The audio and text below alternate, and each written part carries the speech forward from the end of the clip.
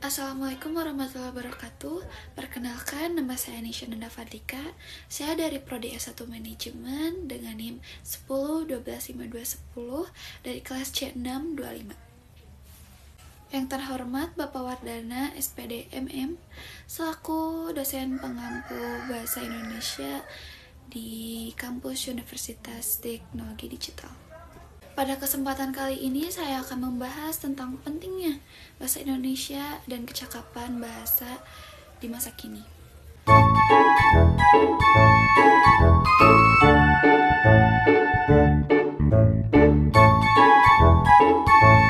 Oke, yang pertama, apa itu bahasa Indonesia? Bahasa Indonesia adalah bahasa resmi dari negara kita, yaitu Indonesia.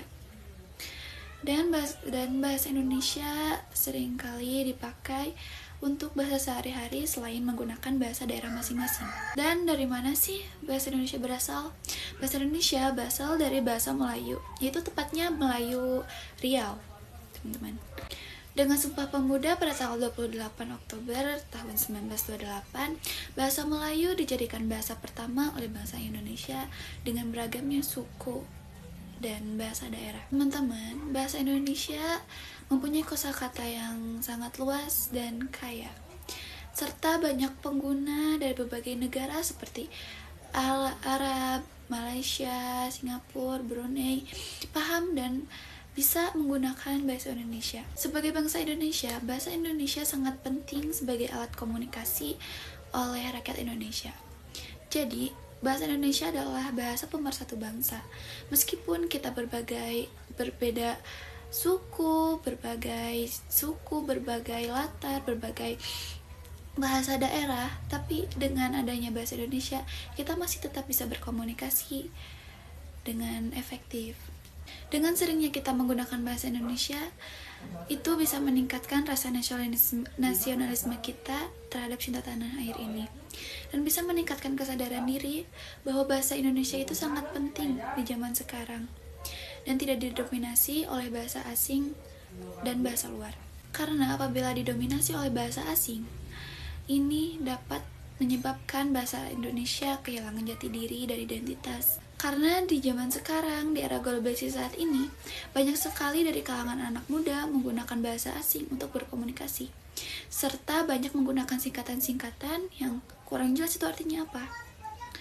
Jadi, sehingga ide pokok yang disampaikan tidak tersampaikan. Jadi, terkadang menimbulkan kesalahpahaman apabila ada seorang yang kita ajak ngobrol dengan singkatan itu tidak tahu artinya apa. Dan itu bisa menimbulkan kesalahpahaman dan ketidaktahuan. Serta masih banyak anak muda yang belum menguasai kaidah kebahasaan Indonesia yang benar.